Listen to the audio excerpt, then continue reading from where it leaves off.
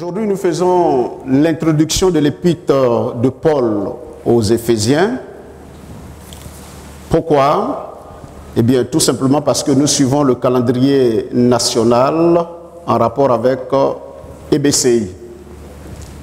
Nous avons de fond en comble étudié le livre de Ruth et Esther. Nous avons extrait de ce livre beaucoup de thèmes que nous avons développés tout au long du mois. Nous avons développé beaucoup de thèmes et le livre Ruth et Esther est achevé. Le suivant est l'épître de Paul aux Éphésiens. Donc nous voulons encourager les uns sur les autres à acheter le livre. Je le tiens, voilà le livre. Voilà, c'est pas cher. Vous allez voir l'ancien Guissa. Vous le remettez soit une pièce métisse, soit un billet. De quelle couleur? Jaune. Voilà, et puis il vous remet un livre jaune. C'est pas compliqué. Voilà, donc vous voyez l'ancien Guissa à la fin. L'avantage de cette étude que nous faisons les jeudis, ça nous permet à toute l'Église d'entrer dans la discussion, de voir les vrais problèmes, de voir les défis à relever, les sujets de prière à adresser au Seigneur. Nous voulons profiter de l'occasion pour encourager les uns et les autres à faire un effort pour participer, n'est-ce pas, aux rencontres des BCI. Je crois 3 jeudis sur 4, parce que nous réservons un jeudi pour la prière communautaire.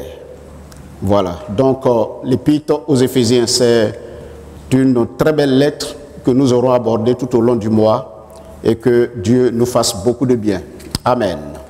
Voilà, est-ce que nous pouvons ensemble prier le Seigneur pour ce moment important que nous abordons maintenant? Nous pouvons nous tenir debout et puis invoquer le nom du Seigneur ensemble. Alléluia. Nous prions, s'il vous plaît. Alléluia. Alléluia, alléluia, alléluia. Alléluia, alléluia, alléluia, alléluia, alléluia. Merci Seigneur. Merci Seigneur, notre Dieu et notre Père. Alléluia. Gloire à Dieu, gloire à Dieu. Oh Seigneur, sois béni et sois célébré. Sois magnifié notre Seigneur. Au nom de Jésus. Au nom de Jésus. Gloire à toi Seigneur, gloire à toi. Gloire à toi notre Dieu. Merci Seigneur pour ta présence. Merci Seigneur pour ta bonté. Merci Seigneur pour ta fidélité. Tu es Dieu de toute éternité. Tu es vivant. Tu es le fort de Jacob. C'est toi qui fais des choses inimaginables, des choses merveilleuses, des choses bénies, notre Dieu. Là où ton peuple est rassemblé, ta présence est manifeste, notre Seigneur. Et nous comptons sur toi. Sois béni, notre Dieu. Nous demandons l'assistance du Saint-Esprit. Nous voulons qu'au nom de Jésus, Seigneur, tes desseins, Seigneur, nous parviennent, ton plan nous soit communiqué. Ta gloire resplendisse, Seigneur, au milieu de nous. Seigneur, viens et bénis-nous. Viens et fais-nous du bien au travers de l'écoute de ta parole. Merci pour l'onction de ton esprit que nous invitons, comme tu as été invité à Cana en Galilée, à ce premier mariage. Seigneur, nous t'invitons, visite-nous, fais-nous du bien et tire gloire de ces moments. Au nom de Jésus. Amen. Veuillez vous asseoir. Notre introduction va comporter les éléments suivants. Nous l'avons déjà fait ici à plusieurs reprises. Nous parlerons de l'auteur, c'est-à-dire celui qui a écrit de façon brève. Nous situerons à quelle période le livre a été écrit, ou bien la lettre a été écrite, à qui cette lettre a été adressé, nous verrons le but principal pour lequel Paul écrit, n'est-ce pas, aux Éphésiens.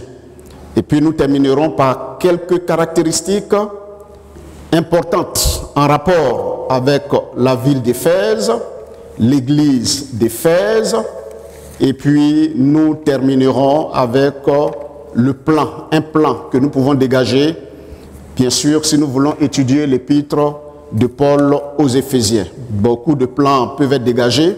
Nous vous donnerons un plan ce jour en rapport avec cette épître. Amen. Je vous prie d'ouvrir votre Bible dans le livre des Actes des Apôtres au chapitre 19. Au chapitre 19. Évidemment, nous prenons aussi en parallèle Éphésiens au chapitre 1, verset 1. Versets 1 et 2. Acte 19, à partir du verset 1er. Pendant qu'Apollos était à Corinthe, Paul, après avoir parcouru les hautes provinces de l'Asie, arriva à Éphèse. Ayant rencontré quelques disciples, il leur dit: avez-vous reçu le Saint-Esprit quand vous avez cru? Ils lui répondirent: nous n'avons même pas entendu dire qu'il y ait un Saint-Esprit. Il dit: de quel baptême avez-vous été baptisés? Il répondit: du baptême de Jean.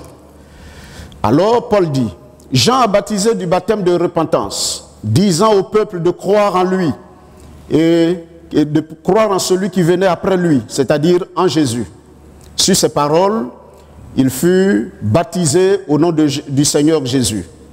Lorsque Paul leur eut imposé les mains, le Saint-Esprit vint sur eux et ils parlaient en langue et prophétisaient. Ils étaient en tout environ 12 hommes.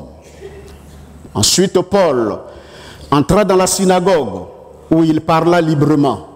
Pendant 3 mois, il discourut sur des choses qui concernent le royaume de Dieu, s'efforçant de persuader ceux qui l'écoutaient.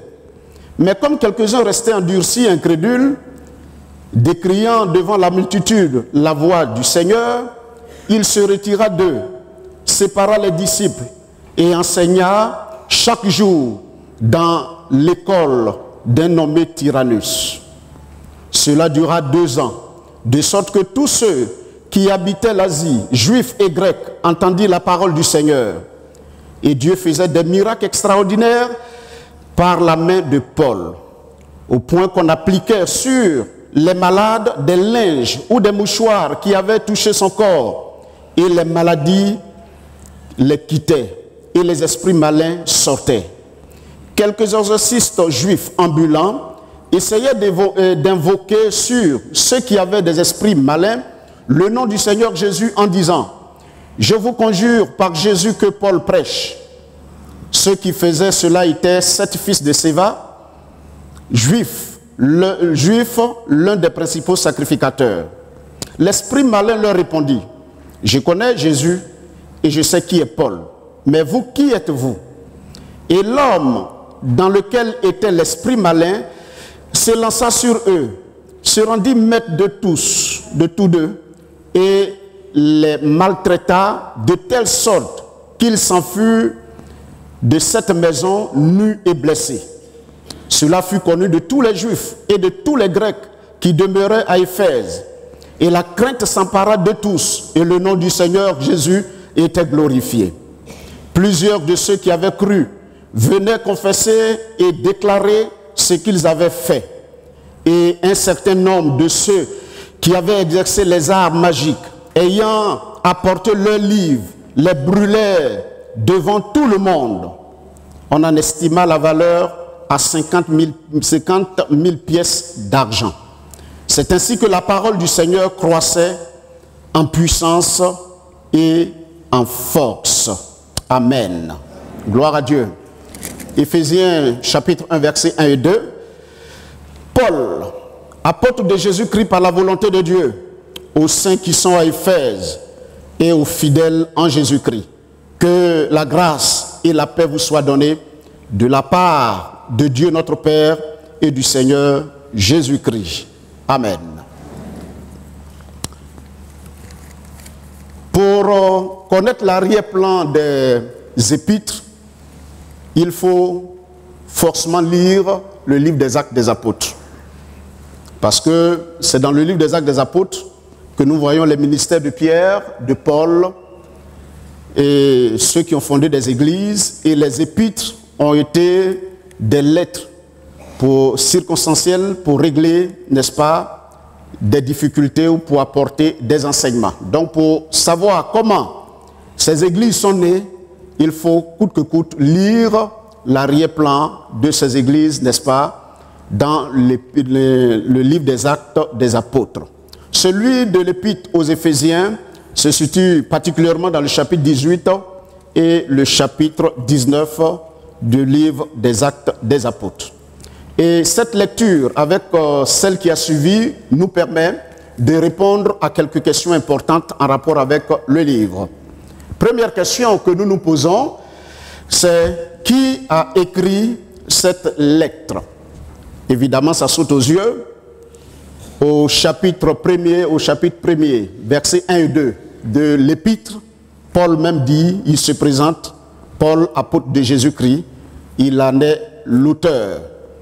Acte chapitre 18, 18 à 21, et puis Acte 19, versets 2 à 41.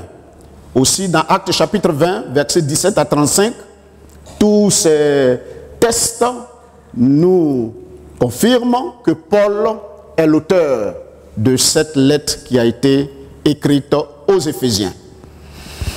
Nous passons. Deuxième question importante, c'est la date. Eh bien, probablement entre 60 et 63. La lettre a été écrite quand Paul était en prison. Voyons dans Éphésiens au chapitre 3, verset 1. Voici ce que Paul dit. À cause de cela, moi, Paul, prisonnier de Christ, pour vous, païens. Donc Paul, quand il écrivait cette lettre, il était dans les liens, il était en prison. Chapitre 4, verset 1, pour confirmer où Paul était pendant qu'il écrivait la lettre. Je vous exhorte, frères, moi, le prisonnier dans le Seigneur, à marcher d'une manière digne de la vocation qui vous a été adressée. Donc Paul, prisonnier, écrit, n'est-ce pas, à des hommes libres, aux frères et aux sœurs, pour leur donner les voies à suivre. Généralement, nous avons peur de la prison. Mais ici, la prison se présente dans la Bible comme un lieu de repos pour écrire. Amen. Pour écrire. Parce que si Paul était en activité, ce n'était pas évident. C'est vrai qu'il a écrit beaucoup de livres, certains livres quand il était en liberté, mais quand vous êtes dans une cellule, tout seul, et que vous n'avez que les 4 murs, et que le Seigneur est avec vous, vous pouvez beaucoup réfléchir. Dieu permet à ses croyants, à ceux qui le connaissent, souvent de faire des tours en prison. C'est choquant, mais c'est la voix du Seigneur pour permettre à plusieurs d'entendre parler de Jésus. N'oublions pas que c'est dans une de ces prisons que plusieurs ont été sauvés, guéris, dans le livre des Actes des Apôtres, quand les apôtres étaient emprisonnés. Pierre et autres, quand ils étaient en prison, et même Paul, dans sa prison, il a prêché le Christ. N'oublions pas que Jean a été sur l'île de Patmos. C'est vrai qu'il était en liberté surveillée, mais c'était quand même une prison. Et là-bas aussi, Dieu lui a donné la révélation du livre de l'Apocalypse. Et les grands, Joseph aussi est passé par la prison. Aujourd'hui, nous avons peur de la prison, mais n'oublions pas que ce sont les grands qui vont en prison, entre guillemets. Pas tous les grands. Évidemment, il y a grands dans le sens, n'est-ce pas, du bien, et il y a aussi grands dans le sens du mal, qui se retrouvent en prison. Mais pour un serviteur de Dieu, un homme de Dieu qui se retrouve en prison, Dieu exploite toutes ces choses pour, n'est-ce pas, glorifier son nom. Un élément important qu'on peut relever sur la prison, c'est que tout dépend de l'état d'esprit de l'homme qui se trouve dans une situation particulière. Paul était en prison, certes, physiquement, mais son esprit était libre. Son esprit était libre. Si votre esprit est touché, eh bien, tout ce qui est autour de vous va s'écrouler. Paul le dira aux Philippiens de ne pas s'en faire, que le Seigneur a utilisé la prison pour glorifier son nom, parce qu'étant en prison, il a eu l'occasion de prêcher la parole de Dieu à plusieurs personnes. La prison n'est pas chose mauvaise si nous sommes avec le Seigneur et si Dieu a un but à accomplir avec nous. Amen. Dieu a utilisé Paul pour écrire plusieurs livres. Nous ne devons pas avoir peur de la prison. Prions pour tous les prisonniers chrétiens qui sont dans le monde. Dieu les a envoyés là-bas des saints, soit pour écrire, soit pour annoncer la parole de Dieu, soit pour changer leur cœur et leur vie. Dieu est le Dieu des prisonniers. Il est aussi le Dieu des prisonniers. Et il sera en prison pour faire du bien aux hommes et aux femmes qui s'y trouvent. Amen. Paul était donc en résidence surveillée. Cette lettre fait partie des lettres appelées lettres de la captivité, c'est-à-dire les lettres que Paul a écrites quand il était en prison. Éphésiens, Philippiens, Colossiens et Philémon.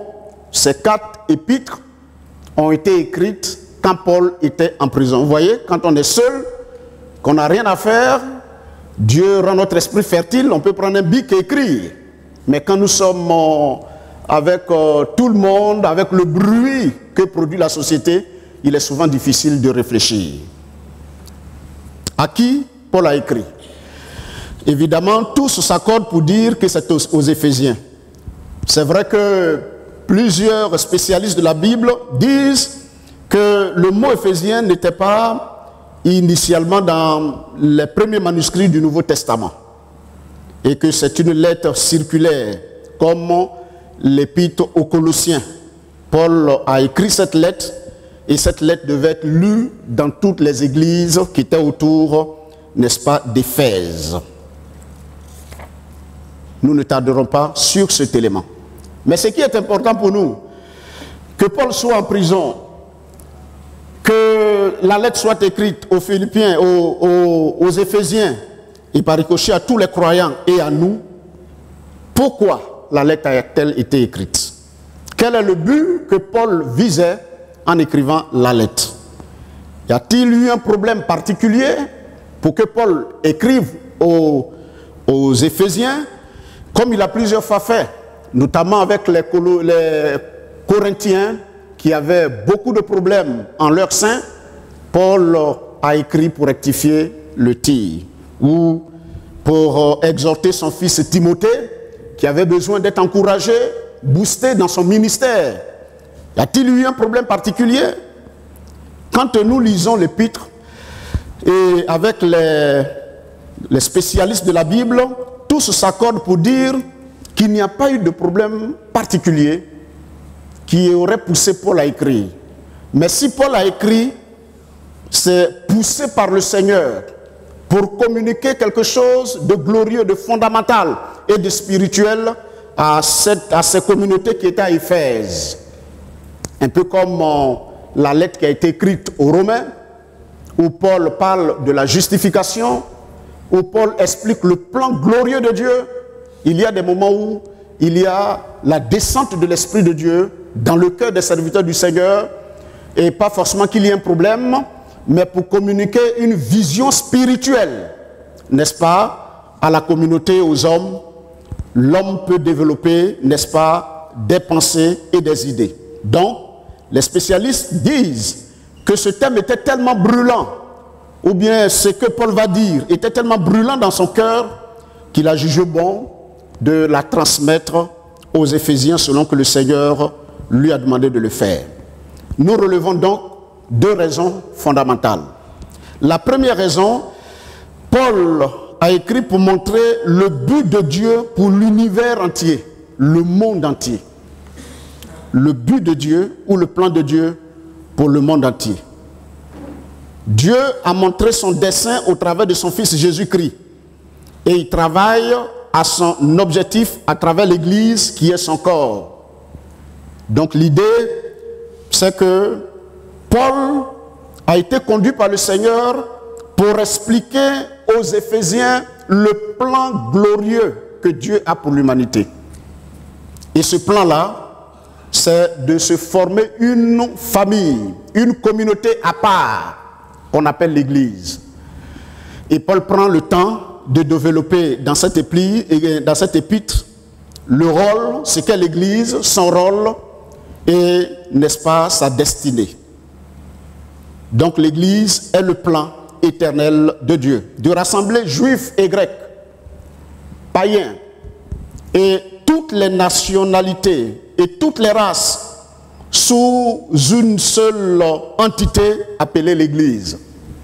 C'est la nouvelle humanité de Dieu, c'est le nouveau peuple de Dieu. Donc, premièrement, c'est pour révéler le plan du Seigneur. Deuxième raison qui transparaît également quand on lit toute l'épître du premier chapitre jusqu'au dernier, c'est que Paul encourage l'Église à marcher dans un esprit d'unité. Par exemple, il dit « Soyez bons les uns envers les autres ». Et cela dans Éphésiens au chapitre 4, le verset 32. « Soyez bons les uns envers les autres, au cœur tendre en pardonnant les uns aux autres, comme Dieu vous a pardonné pour l'intérêt de Christ. » Éphésiens chapitre 4, le verset 20-32. Notez également le mot « ensemble » que vous trouverez quand vous allez lire l'épître d'un bout à l'autre. Vous trouverez le mot « ensemble ». Dans Éphésiens au chapitre 1, le verset 10, il est dit « Pour le mettre à exécution lorsque le temps sera accompli, de réunir toutes choses en Christ, celles qui sont dans les cieux et celles qui sont sur la terre. » De réunir toutes choses. Donc ici, il y a l'idée d'ensemble, de mettre tout ensemble, terre et ciel, de réunir. Dans le chapitre 2, le verset 5, il est dit, verset 4, « Mais Dieu, qui est riche en miséricorde, à cause de son grand amour dont il nous a aimés, nous qui étions morts par nos offenses, nous a rendus à la vie avec Christ. » C'est par grâce que vous êtes sauvés. Et au verset 6, il dit, « Il nous a ressuscités ensemble et nous a fait rasseoir ensemble dans les lieux célestes en Christ. » Ensemble. Et au verset 22 du même chapitre, il a dit, « En lui, vous êtes aussi édifiés pour être une habitation de Dieu en esprit. » Donc, le but, c'est de montrer le plan glorieux de Dieu pour l'humanité. Et le deuxième but, c'est de montrer à l'Église que ce que Dieu désire, c'est l'unité. C'est l'unité. On peut trouver aussi cette expression, le mot « un », d'être un. Éphésiens chapitre 2, le verset 15. Le verset 15. « Ayant anéanti dans sa chair la loi des ordonnances, dans les prescriptions, afin de créer en lui-même, avec les deux, un seul homme nouveau, en établissant la paix, et de les réconcilier l'un avec l'autre, en son seul corps, avec Dieu sur la croix, en détruisant par elle l'inimitié. » Donc, nous avons des expressions telles que « ensemble », telles que « un », pour montrer l'unité que Dieu poursuit. Éphésiens 2, verset 15, verset 16, verset 18, et puis Éphésiens au chapitre 4, pour ceux qui prennent note, versets 4, 5 et 6. Voici là donc les buts pour lesquels Paul a envoyé cette lettre. Donc, des thèmes seront tirés, notamment parlerons de l'Église, les mots à venir. Nous parlerons également de l'importance de l'unité, les mots à venir, et aussi de d'autres sujets très intéressants qui se trouvent dans l'épître aux Éphésiens. Voyons ensemble les grandes caractéristiques de cette épître. Et dans les caractéristiques, nous voyons ensemble la ville d'Éphèse. La ville d'Éphèse était caractérisée par des éléments très importants qu'il faut connaître. Connaître l'esprit de la ville et connaître comment Dieu a permis la pénétration de l'évangile. Comment l'évangile a eu de l'expansion dans cette ville. Qu'est-ce que cela a créé? C'est important pour connaître et lire pleinement cette merveilleuse épître. Retenons qu'à son apogée, Éphèse était la ville la plus importante de la côte asiatique, de l'Asie mineure. Aujourd'hui, elle est représentée dans la zone de la Turquie actuelle, avec les églises citées dans le livre de l'Apocalypse. Donc Éphèse. Éphèse se trouve aujourd'hui dans la zone de la Turquie. C'était une ville très importante à l'époque. Notons des éléments qui mettent en évidence son importance. La ville avait été fondée pour commander l'une des principales autoroutes de l'Asie mineure. Son attrait n'était pas seulement son port naturel, mais la riche et fertile terre qui couvrait l'intérieur des terres. Donc c'est une ville qui avait été créée de toutes pièces, un peu comme Abuja, un peu comme Dubaï, pour répondre à un besoin. C'était une ville carrefour et c'était une ville aussi portuaire. Deuxième élément que nous relevons sur la ville, c'est qu'elle était une grande ville commerçante. Évidemment, les gens venaient d'un peu partout à cause de son port naturel et son emplacement stratégique sur l'une des principales routes du monde. Et cela au milieu du 1er siècle. Donc c'était une ville qui était très bien positionnée, un peu comme Abidjan, un peu comme Lagos, comme Accra, au bord de l'eau. Et non seulement la terre était fertile, mais c'était une ville qui était favorable au commerce. Un peu comme nos sœurs qui vont à Lomé pour faire du commerce, revenir en Côte d'Ivoire et, n'est-ce pas, vendre leurs marchandises. La ville était très très importante. Mais il faut noter qu'avec le temps, le port, n'est-ce pas, va perdre de sa valeur. Parce que le port va s'ensabler, c'est-à-dire que le sable va venir recouvrir toute la mer en son temps.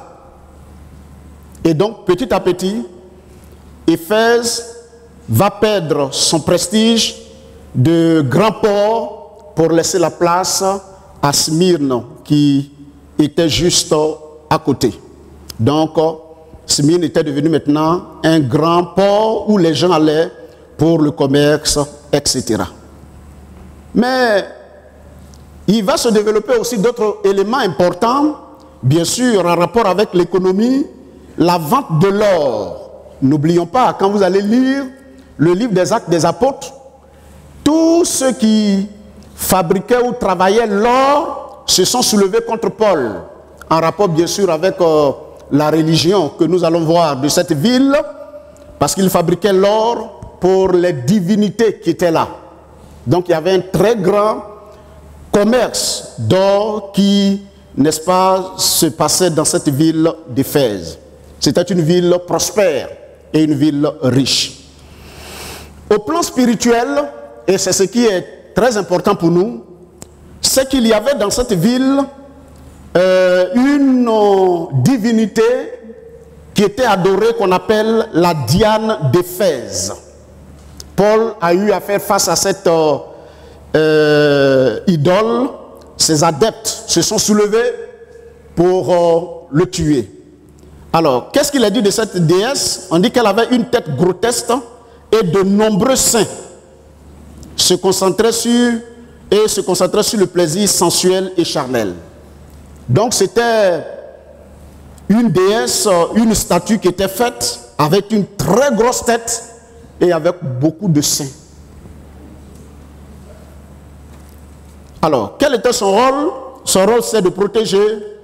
Son rôle aussi, c'était, n'est-ce pas, de servir de croix de transmission entre le diable et les hommes. Il y avait un très grand temple. On pourrait même parler de cathédrale à Éphèse, au nom de la Diane d'Éphèse. Donc tout le monde adorait presque. C'est vrai que les religions étaient autorisées, mais une des divinités qui était en vigueur, c'était l'adoration de la Diane d'Éphèse. Alors, cette déesse faisait la promotion de la prostitution et du plaisir. Donc ceux qui allaient adorer trouvait à l'intérieur du temple des prostituées. Et cette divinité vivait de la prostitution sacrée. On appelait cela la prostitution sacrée. Avec les prêtres, et cela faisait plaisir, n'est-ce pas, à la divinité. Donc, c'était le plaisir, c'était le sexe qui était pratiqué au sein de ce lieu. Donc, avec le temps, Éphèse va perdre de son prestige. C'était une ville mourante, mais qui avait gardé le passé, son passé, sa réputation passée, son centre religieux et philosophique. La grande ville d'Éphèse avait une grande maladie spirituelle. Et cette maladie spirituelle, c'est l'injustice sensuelle. Et donc, Éphèse pouvait représenter aujourd'hui pour nous comme Las Vegas aux États-Unis, qui est la ville des plaisirs. Comme Yopougon, ici où nous vivons. Comme San Pedro, en Côte d'Ivoire. Comme Gagnoa, en Côte d'Ivoire. Et la maladie a fait son travail. Et toute la ville et le peuple étaient corrompus. Corruption charnelle, la vie sensuelle et toutes ces choses étaient développées. Bref, qu'est-ce qui va se passer? Eh bien, les hommes vont perdre la volonté d'exercer de façon libre le travail pour lequel, n'est-ce pas, Dieu les a suscités. Par exemple, l'histoire raconte que peu à peu, ceux qui travaillaient dans les ports, puisque le port n'existait plus, étaient obligés de se tourner vers la religion de Diane et ils fabriquaient de l'or pour s'enrichir. Vous verrez que dans le livre des Actes des Apôtres, chapitre 19, Démétrius, celui qui formait le syndicat des orfèvres de la ville, va les rassembler tous pour dire notre gain est attaqué. Ce qui nous donne de la nourriture est attaqué par un certain Paul qui a bouleversé le monde entier, toute l'Asie. Il est arrivé dans notre ville. Il faut que nous nous levions. Il faut que nous fassions quelque chose en commun pour bouter cet homme de notre ville. Et donc, les hommes, quand l'idolâtrie et le mal, n'est-ce pas, ont autorité sur la vie de l'homme, l'homme ne peut plus faire usage de sa volonté et faire correctement le métier pour lequel Dieu l'a appelé. Ces mêmes réalités sont ici encore en Côte d'Ivoire, frères et sœurs. Le mal, le plaisir, l'injustice sensuelle et toutes ces choses se vivent dans notre pays. D'où l'importance et la pénétration de l'évangile. Dans cette ville, lisons Acte 19, le verset 24, qui est un texte très intéressant.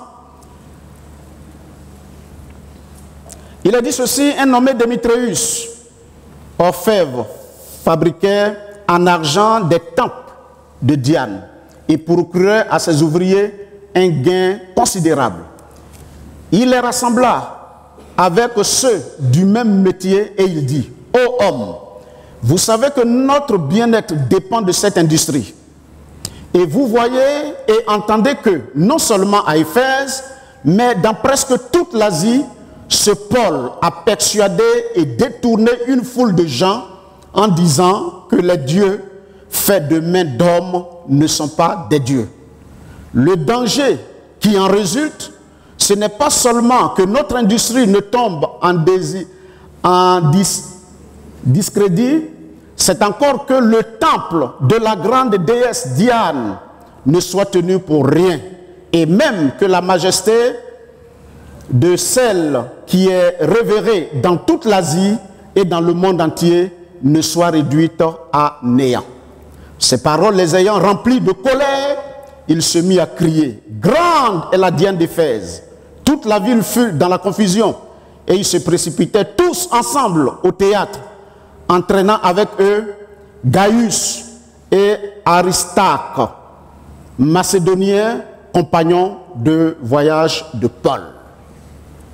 Vous voyez, si le péché est attaqué, si l'industrie, les grandes industries qui poussent le monde n'est-ce pas, dans le désordre, les grandes industries qui sont à la base de la destruction des humains sont attaquées, eh bien, évidemment, ils vont s'organiser pour détruire tous ceux qui veulent s'opposer à eux.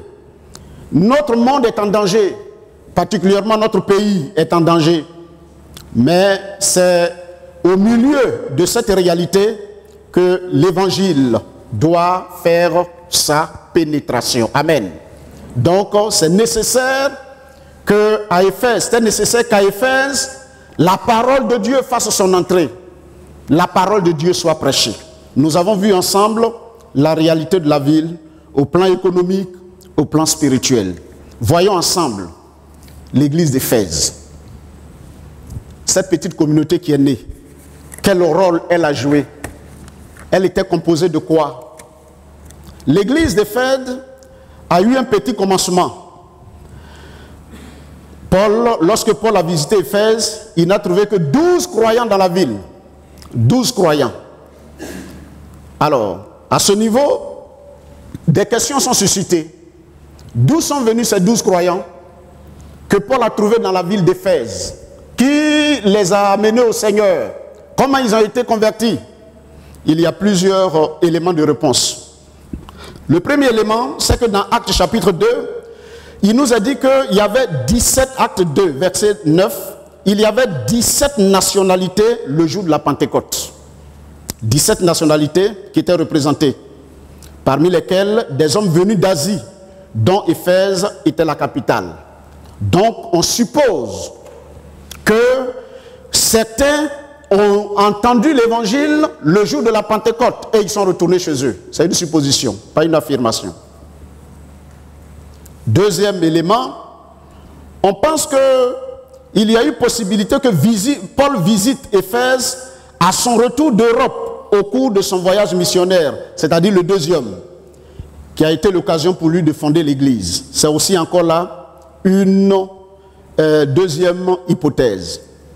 La troisième, c'est la contribution d'un certain Apollos, un converti juif d'Alexandrie, qui a visité la ville, parlé et enseigné avec diligence les choses du Seigneur. Acte 18, versets 24 à 26. Il a dit ceci: un juif nommé Apollos, originaire d'Alexandrie, homme éloquent et versé dans les Écritures, vint à Éphèse. Il était instruit dans la voie du Seigneur et fervent d'esprit. Il annonçait et enseignait avec exactitude ce qui concerne Jésus, bien qu'il ne connût que le baptême de Jean. Il se mit à parler librement dans la synagogue. Aquilas et Priscille, l'ayant entendu, le prit avec eux et lui exposèrent plus exactement la voie du Seigneur. Donc, on pense qu'Apollos a joué un rôle et que c'est par sa prédication que ces hommes ont été convertis. Gloire à Dieu. On bénit le Seigneur pour cela. 12 personnes qui ont entendu le Seigneur, parler du Seigneur. Donc, on peut dire officiellement que quand Paul entrait dans la ville d'Éphèse, l'église existait. L'église existait avec 12 personnes. Et lui, son ministère et sa présence vont apporter un plus à cette communauté qui avait besoin, n'est-ce pas, d'être enseignée sur beaucoup de choses. Vous voyez les premières questions que Paul va poser. Verset chapitre 19. Il a dit, Paul leur demandait, avez-vous reçu le Saint-Esprit quand vous avez cru? Il a répondu, nous n'avons même pas entendu parler qu'il ait un Saint-Esprit. Il dit, de quel baptême avez-vous été baptisé? Et les gens ont répondu, du baptême de Jean. Donc on suppose que c'est Apollos qui les a baptisés, puisque lui, il n'avait reçu que le baptême de Jean. Mais il ne connaissait pas, il n'était pas instruit sur les choses du Saint, de l'Esprit. Le parler en langue et autres. Il n'avait pas certainement expérimenté ces choses. Donc Paul va tout de suite rentrer en action. Et quand il a prié pour eux, eh bien, le Seigneur a manifesté sa grâce. Donc, le Seigneur va baptiser les gens. Nous profitons pour ouvrir une parenthèse, pour dire que dans l'encadrement, le Seigneur nous encourage à poursuivre là où les autres se sont arrêtés. Amen. À évaluer les individus, les hommes qui viennent, évaluer leur foi, évaluer leur niveau de connaissance et bâtir là où les autres se sont arrêtés pour leur permettre d'avancer dans le Seigneur. Nous relevons un élément très important, c'est qu'après la conversion de quelqu'un, l'élément automatique qui suivait dans le livre des Actes des Apôtres, c'était le baptême dans le Saint-Esprit. Amen. Quand quelqu'un est né de nouveau, qu'il a donné sa vie à Jésus, la mission suivante, c'était qu'on priait pour ces hommes pour qu'ils soient baptisés du Saint-Esprit. Parce que dans l'esprit des apôtres, c'était la mission. On priait pour les frères pour qu'ils soient baptisés du Saint-Esprit, pour qu'à leur tour, ils puissent aller dans les villes, les villages, pour annoncer Jésus-Christ, étant remplis de la puissance du Saint-Esprit. Paul trouve inadmissible que quelqu'un soit baptisé d'eau et ne soit pas baptisé du Saint-Esprit. C'est pour cela que quand il est arrivé, il leur demande, est-ce que vous avez reçu le Saint-Esprit? Première question. Ils disent non, on n'en a même pas entendu parler. Il dit, mais de quel baptême vous avez été baptisé? Ils disent du baptême de Jean. Paul dit, ok, c'est pas un problème, pas de polémique, approchez. Et il leur explique. Quand il a fini de leur expliquer, qu'il leur a imposé les mains, automatiquement ils ont été remplis de la puissance du Saint-Esprit. Alléluia. Je voudrais dire à plusieurs d'entre nous, le constat que nous faisons, c'est que beaucoup aujourd'hui ne sont pas baptisés dans le Saint-Esprit. Le baptême dans le Saint-Esprit est très important. C'est un signe que Dieu est avec nous. Amen. Parce que quelque part, il était question de baptiser dans la Bible. Et les apôtres, pendant qu'ils discutaient sur ces choses, ont vu quelqu'un, le baptême d'eau bien sûr, que Dieu a rempli de la puissance du Saint-Esprit. Les apôtres ont conclu, pouvons-nous refuser le baptême d'eau à celui qui a été rempli déjà du Saint-Esprit? Le Saint-Esprit est la confirmation que Dieu lui-même a mis son cachet dans l'esprit de la personne. Et le baptême dans le Saint-Esprit est une puissance, dans le sens où, quand vous parlez en langue, vous dites des mystères à Dieu. Vous pouvez prier 5 minutes en langue, mais ce que vous allez dire à Dieu va vous détendre, parce que vous adressez des mystères à Dieu, des choses inimaginables, étonnantes, que vous-même vous ne savez pas, que vous communiquez à Dieu. Et Dieu vous remplit de la puissance du Saint-Esprit. Oh, je me souviens de ce témoignage du docteur Nyachou. Il nous disait qu'il était en train de faire la licence et la maîtrise, et puis il était, en tout cas, fatigué. Il devait aborder un sujet qu'il avait du mal à maîtriser. Et puis le Seigneur lui a dit de venir en sa présence. Quand il allait en présence pour prier, il ne priait plus en utilisant le français, mais le Saint-Esprit est descendu sur lui. Et il a commencé à parler en langue. Il a parlé pendant près de 20 minutes. Quand il s'est relevé, la fatigue est partie. Il a été détendu. Quand il a pris son bic, il a écrit jusqu'à la fin. Le Saint-Esprit, c'est la puissance. C'est ce qui fait la différence entre le religieux et l'homme spirituel. C'est ce qui fait la différence entre l'Église et le monde. C'est ce qui accomplit des miracles et qui accomplit des puissances. Ce jour, j'invite tous ceux qui ne sont pas remplis du Saint-Esprit. Est-ce que cela n'explique pas le fait, la cause ou la raison pour laquelle plusieurs n'arrivent pas à prier, plusieurs n'arrivent pas à s'engager dans l'œuvre de l'évangélisation? Parce que quand vous êtes remplis du Saint-Esprit, vous n'avez aucune crainte. Paul a dit, le Seigneur Jésus a dit ceci, quand vous serez par exemple dans les tribunaux, ne craignez point. Quand vous serez là-bas et que vous serez interrogé, le Saint-Esprit parlera au travers de vous. Je voudrais donc vous encourager, vous tous qui n'êtes pas baptisés, c'est une anomalie. Et ne soyez pas fiers de cette position. Répondez avec les gens d'Éphèse. Nous n'avons pas encore reçu le Saint-Esprit. Et réclamez. Je me souviens bien que dans les années, il y a 20 ans, 30 ans en arrière, c'est les nouveaux même qui venaient pour dire comment on peut être baptisé du Saint-Esprit, comment prier, comment passer le temps dans le jeûne et la prière, comment lire la parole du Seigneur. Aujourd'hui, les choses sont inversées. Retournons donc aux anciens sentiers. Retournons à l'Écriture.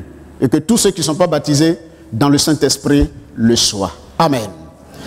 Donc, l'Église, il était nécessaire que l'Église fasse son entrée à Éphèse, avec ce que je vous ai expliqué. La Diane d'Éphèse, les hommes qui sont tournés vers tout ce qui est sensuel. Il fallait les délivrer, il fallait les sauver et il fallait les libérer. L'église d'Éphèse a été une grande église, une église missionnaire. 12 personnes par la puissance du Saint-Esprit avec l'apôtre Paul, ont bouleversé le monde de l'époque par des enseignements. Le Seigneur a fait des miracles avec Paul à Éphèse et l'Église a été témoin des choses étonnantes. Chapitre 19, versets 11 et 12. Lisons ces éléments très très intéressants. 11 et 12.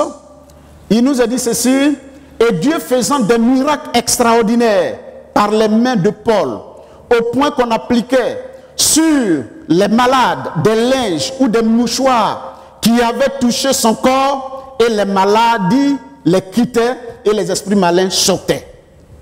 Alléluia. Éphèse avait besoin de la puissance de l'évangile. On n'a pas dit dans ce texte que c'est Paul qui a dit voici le mouchoir. On dit on appliquait. Les gens eux-mêmes ils avaient cette foi-là. Le Seigneur leur a communiqué le réma. Un peu comme une femme qui perdait du sang depuis 12 ans. Elle a dit, je suis sûr que si je touche le bord de son vêtement, je serai guéri. De cette même manière, les gens qui étaient là, qui avaient besoin de l'évangile, les gens venaient de partout. Ils avaient soif de Dieu. Et comme ils ne pouvaient pas toucher Paul, les gens se sont dit, attends, nous-mêmes là, on prend foulard. Les gens regardaient sur la tête de leur maman, ou bien les femmes même enlevaient foulard. D'autres enlevaient pagne, d'autres enlevaient tissou, tout ce qu'ils avaient, et puis touchaient le corps de Paul. Quand tu as touché Paul là, tu prends, tu t'en vas. Ton enfant qui est couché, ton malade qui est couché, tu mets le tissu sur lui, la personne était guérie. Mais là, ce n'est pas Paul qui a recommandé. Or, aujourd'hui, c'est les hommes qui recommandent, qui prient sur de l'eau, qui prient sur telle ou telle chose. Paul n'a pas fait de cela dans l'Écriture une doctrine, dans le Nouveau Testament, même ailleurs. Mais c'est les hommes, eux, qui ont eu foi dans ce que Paul disait et qui ont dit, nous, on va prendre mouchoir pour le toucher.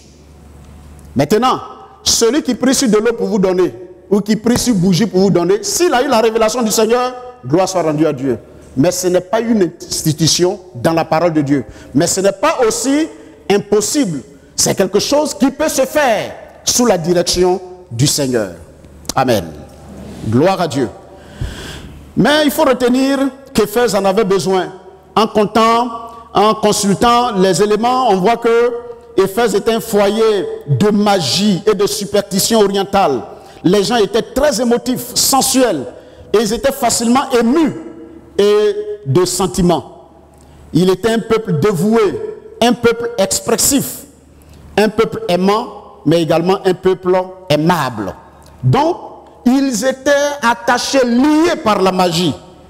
Ils avaient besoin d'en être libérés et le Seigneur utilise toujours les grands moyens pour libérer les hommes. Amen. Gloire à Dieu.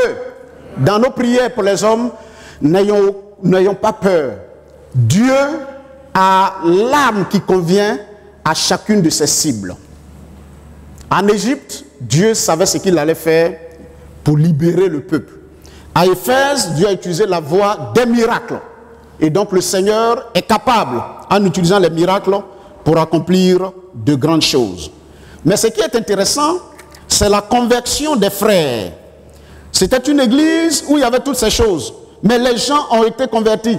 Il a dit qu'ils ont fait venir leurs livres de magie, de sciences occultes et de rose-croix.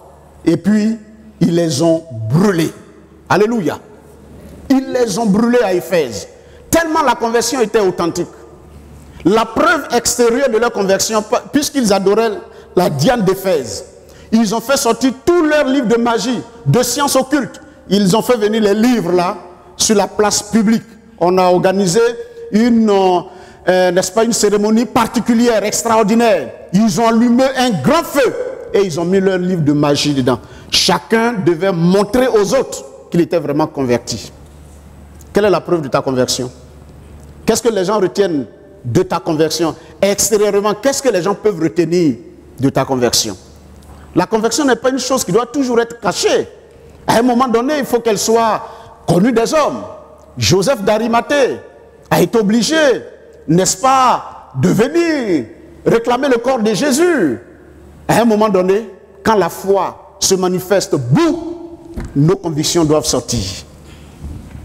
Entre parenthèses, hier, il y a eu de grands rassemblements à Abidjan, un grand rassemblement, mais ceux qui étaient tapis dans l'homme, qui n'étaient pas pour le projet, et de grands ça a été connu de tous.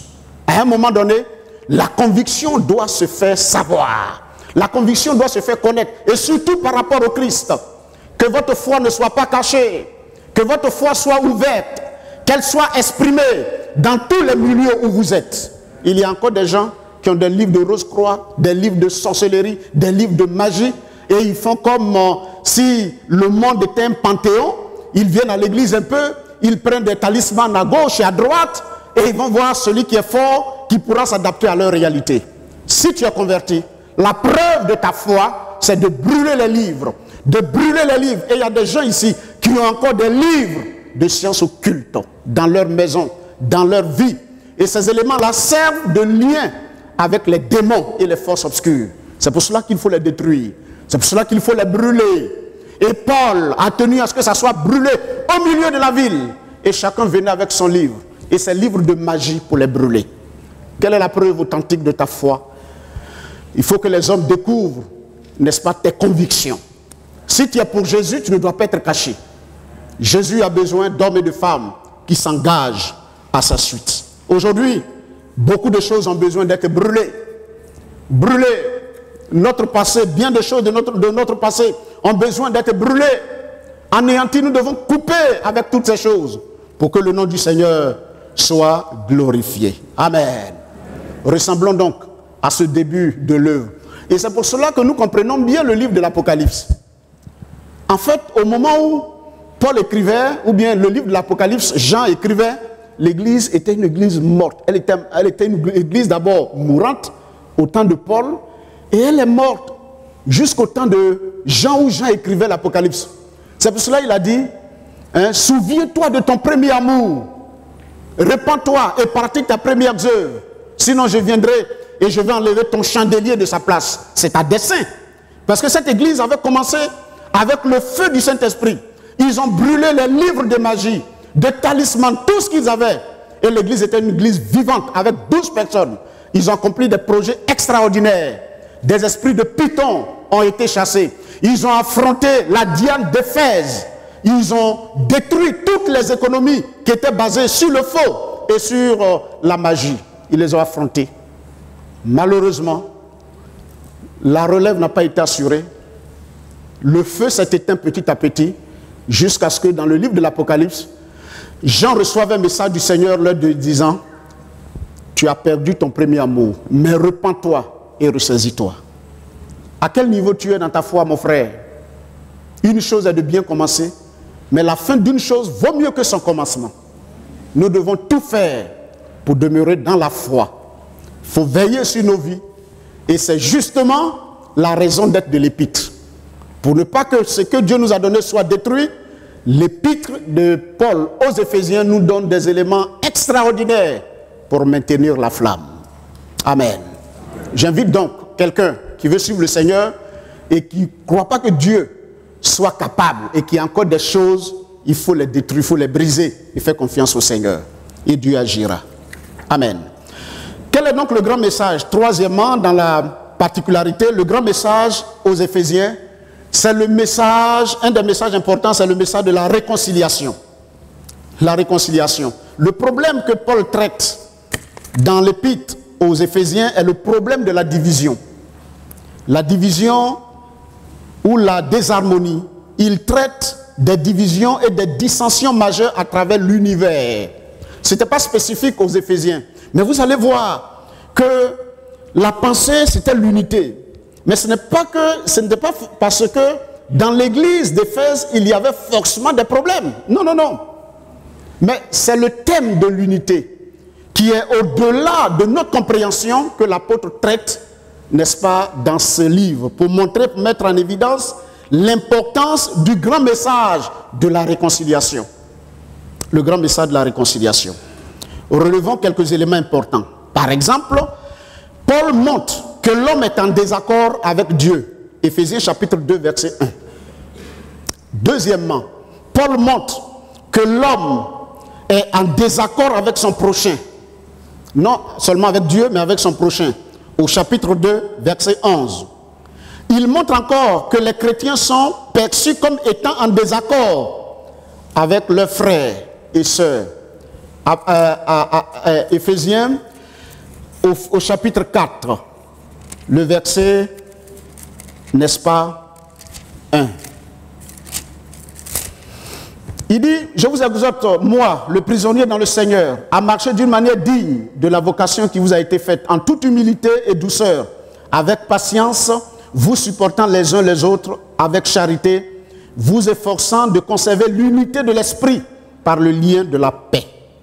Alléluia. Gloire à Dieu. Les chrétiens en désaccord avec eux-mêmes. Au chapitre, en désaccord avec leur Dieu. Au chapitre 5, verset 1. Devenez donc des imitateurs de Dieu, comme des enfants bien-aimés, et marchez dans la charité à l'exemple de Christ, qui nous a aimés et qui s'est livré lui-même à Dieu pour nous comme une offrande et un sacrifice de bonne odeur. Les membres de la famille, il exhorte les membres de la famille à vivre en accord. Donc il y a des accords. Éphésiens chapitre 5, le verset 22. Il aborde également le problème des esclaves avec leur employeur, les maîtres, et il apporte là le message de la réconciliation. Éphésiens chapitre 5 verset 6. Il dit également que l'homme est en désaccord avec le monde cosmique. Éphésiens 2 verset 2, Éphésiens 6 verset 10. Et donc on peut dire que cette division terrible et terrifiante chasse l'homme. L'homme dans son environnement est divisé. Nous sommes divisés. Dans une même famille, les gens sont divisés. Dans un groupe, les gens sont divisés. Et la division est le mal de notre société. Mais la Bible nous dit que le grand message de Dieu, c'est de permettre aux hommes, n'est-ce pas, d'être réconciliés. Et de façon brève, cette division a pour source l'orgueil. L'orgueil. L'orgueil de l'homme qui se croit supérieur aux autres, qui pense qu'il n'a pas besoin de Dieu. Les grandes divisions viennent de l'orgueil. Et puis aussi l'égoïsme, le refus de partager. Quand vous êtes dans une société, vous vivez dans un groupe, et que des gens refusent de partager ce qui appartient à tous, eh bien la division s'installe et il va y avoir, n'est-ce pas, des troubles et la guerre. Les conséquences sont énormes. Conséquences de la division. Ouverture, porte ouverte à l'ennemi. Quand il y a division, les portes sont ouvertes au diable. Quand il y a division, eh bien, les progrès s'arrêtent. Les progrès s'arrêtent. Nous sommes en Côte d'Ivoire et on ne se cache rien. Allez-y à Yamoussoukro, regardez le nouveau parlement, regardez tout ce qui avait été commencé. Le palais présidentiel. Toutes ces choses, les institutions qui devaient partir à Yamoussoukro ont été arrêtées par la division et la guerre. Il y a des régions où il y a beaucoup d'argent. Mais quand on est divisé, on ne peut pas faire bon usage des ressources qui sont à notre disposition. La division n'est pas une bonne chose. C'est pour cela que l'Écriture nous dit deux valent mieux qu'un. Il y a des familles qui ont... Monsieur et madame, quand ils mettent leur salaire ensemble, peuvent les aider à faire de grandes réalisations. Mais parce qu'il y a division, monsieur gère seul son salaire, madame gère seul son salaire. Et on a l'impression que les choses ne vont pas. Pourquoi? C'est dû à un petit élément, l'unité qui manque. Tous les progrès s'arrêtent. Au niveau individuel, au niveau communautaire, au niveau national. Quand il n'y a pas d'unité, on ne peut faire usage du peu que Dieu met entre nos mains. Il y a aussi gaspillage des grâces et des valeurs et aussi la pauvreté. Quand il y a la division entraîne la pauvreté. La division entraîne le gaspillage des valeurs. Donc, la nécessité de s'attaquer à la division. Amen. C'est l'importance de l'épître aux Éphésiens, le but. C'est de s'attaquer à la racine de la division. D'où qu'elle provienne, quelle que soit sa nature. Là où quelque chose de glorieux doit se réaliser et qu'il y a division, il faut tout faire pour abattre cela. Alors, quelle est la solution que Dieu présente ou Paul présente? C'est là également le cœur du livre. Paul dit que la réponse à la division, la réponse à la dégradation de la société réside dans la révélation que Dieu fait c'est-à-dire connaître le mystère de la volonté de Dieu. Éphésiens 1, 9 à 10. Et ce mystère-là, c'est afin de réunir tout ce qui est dans le ciel et sur la terre en un dans les siècles à venir. En un mot, pour Paul, Christ est la solution aux divisions et à la désharmonie dans le monde. Alléluia. Là-bas, dans un lieu où Christ n'est pas, Christ est le ciment, Christ est la colle. Si Jésus n'est pas dans une société, cette société ne peut pas tenir. Christ est le lien important. Et quand Christ est venu, qu'est-ce que Christ a fait? Christ a fait tomber toutes les barrières par sa mort et sa résurrection. Il a fait tomber les barrières linguistiques, les barrières raciales, barrières ethniques, sociales et culturelles. La mort et la résurrection de Jésus a détruit toutes ces barrières. Gloire à Dieu. Alléluia. Désormais, nous sommes tous un, juifs comme grecs, parce que tous nous sommes pécheurs, dénominateurs communs. Nous avons notre salut à un seul qui ne vient pas ni du juif ni du grec, mais de Jésus seul. Donc Jésus est l'élément qui réunit les hommes. Donc, si nous sommes devenus chrétiens, on en parlera les jours prochains, où nous avons vu que dans plusieurs églises, la désunion ou la division a ravagé ce que Dieu avait commencé de faire. Mais la compréhension de l'épître aux Éphésiens peut sauver et ramener les cœurs à Dieu. Nous devons donc nous engager à démolir toutes ces barrières, bien sûr, avec la puissance du Saint-Esprit et avec Dieu. Le grand défi donc qui nous est présenté, chers frères et sœurs, en lisant l'épître aux Éphésiens, le grand défi, c'est d'identifier dans toute notre société où se trouve la division, la désunion, la désharmonie, et de voir comment apporter le message de la réconciliation. Alléluia. Gloire à Dieu. Je termine donc en relevant ce qui suit au sujet de la réconciliation. Quand vous allez lire l'épître aux Éphésiens, Paul aborde la réconciliation sous plusieurs angles. Premièrement, Paul dit que Jésus est l'élément de la réconciliation. Il réconcilie l'homme avec Dieu par le sang de la croix de Jésus. Éphésiens chapitre 2, versets 4 à 13. Alléluia. Aujourd'hui donc, si quelqu'un veut être réconcilié avec Dieu, si quelqu'un sait que quelque chose ne va pas en lui, c'est qu'il a besoin d'être réconcilié avec Dieu. Et ta réconciliation passe par le sang de la croix de Jésus. C'est parce que Jésus a versé son sang que l'homme est réconcilié avec Dieu. Deuxièmement, la mort et la résurrection de Jésus réconcilient les hommes en les rassemblant tous dans un seul corps appelé l'Église. Éphésiens chapitre 2, versets 13 à 22. Premièrement, Dieu réconcilie l'individu avec lui-même. Et deuxièmement, il réconcilie tous ceux qui étaient, n'est-ce pas, en conflit. Il les rassemble dans un seul milieu appelé l'Église. Alléluia. Gloire à Dieu. Vous verrez que si vous êtes chrétien et que votre frère, votre soeur, votre maman n'est pas chrétienne, vous ne pouvez pas avoir le même point de vue. Ce n'est pas possible. Parce que quand le parent va t'entraîner à aller faire, à consulter les fétiches, à faire des incantations, à aller consulter, toi tu diras non, je ne peux pas. Mais supposons que des années après, votre oncle, votre papa, votre tante se convertissent. Vous aurez le même esprit, n'est-ce pas?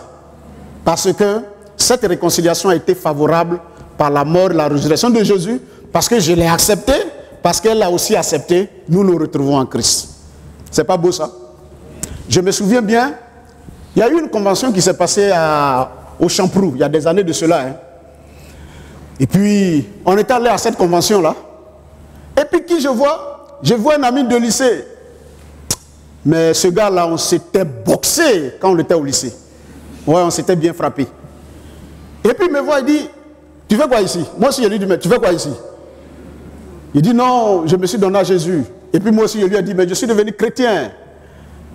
Avant, on faisait palabre. Si je le voyais dans la rue, je l'aurais dépassé. Mais quand je l'ai vu, il s'est donné à Dieu. On s'est fait à tout.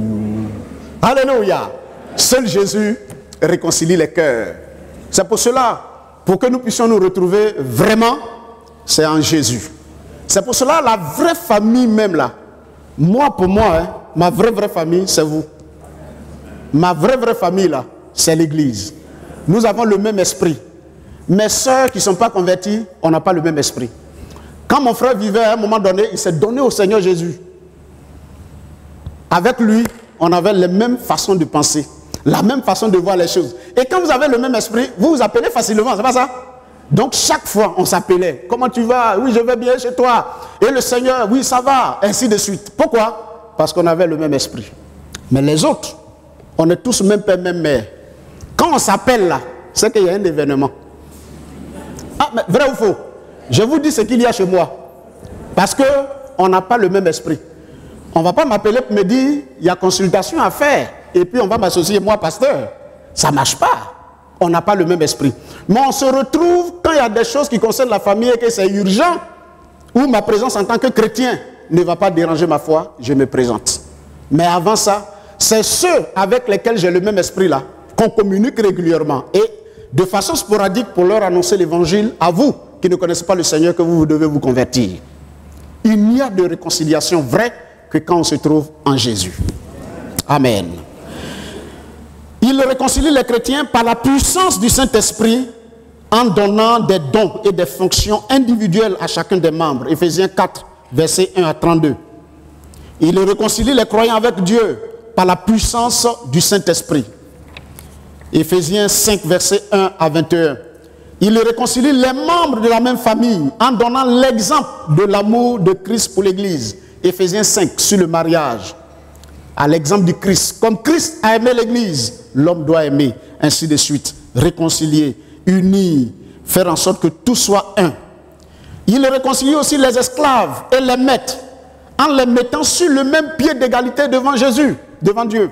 Dans Éphésiens chapitre 5, 6 plutôt, 5 à 9, il dit que ce soit l'esclave, que ce soit le maître, les deux ont une seule autorité, un seul Seigneur. C'est Dieu le Tout-Puissant. Amen. Donc, vous voyez que dans une maison, quelqu'un peut être servante, une fille peut être servante, un autre peut être serviteur, mais celle qui sert là, son maître c'est Dieu. Le maître qui la paye là, son maître c'est Dieu. Paul dit donc, soyez réunis sur la base de ce qui vous unit. Elle fait son travail correctement, toi aussi tu accomplis ton devoir vis-à-vis de ton employé, mais vous avez le même Seigneur qui vous gouverne. Du coup, celle qui travaille ou celui qui travaille doit craindre parce qu'il sait le maître. Et celui aussi qui est le maître doit craindre dans sa façon de faire parce que lui aussi, il a un maître. Et les deux ont le même maître. Amen. Quand on connaît Dieu, les choses sont bonnes. Et il n'y a que réconciliation. Alléluia. Il permet aussi à l'homme de vaincre les pouvoirs, n'est-ce pas, cosmiques et spirituels et les forces diaboliques de l'univers par l'armure de Dieu. Éphésiens au chapitre 6, versets 10 à 18. Gloire à Dieu. Que le nom du Seigneur soit béni. Ce sont donc des éléments importants, la réconciliation et autres que nous aurons à aborder. Pour terminer, je vous laisse le plan qui pourra certainement vous être donné en d'autres occasions. Le plan de façon globale, Paul adresse ses salutations au chapitre 1, versets 1 et 2. Il présente le plan éternel de Dieu pour le croyant au chapitre 1. Il présente la vie du croyant au chapitre 2. Il présente le but de Dieu pour le croyant au chapitre 3. Il parle de la marche du croyant, du chrétien au chapitre 4. Par exemple, il dit, le croyant doit marcher dignement de son appel, dignement, il doit marcher en utilisant les dons, il doit marcher dans le Seigneur, étant différent des païens, il doit marcher en déposant le vieux manteau, le vieil homme, il doit marcher en n'irritant pas le Seigneur, etc., etc. Et le dernier, c'est que le chrétien est face à la guerre, et la guerre spirituelle, il peut s'en sortir en utilisant l'armure du chrétien et les exemples du soldat fidèle dans Éphésiens au chapitre 6, versets 10 à 24.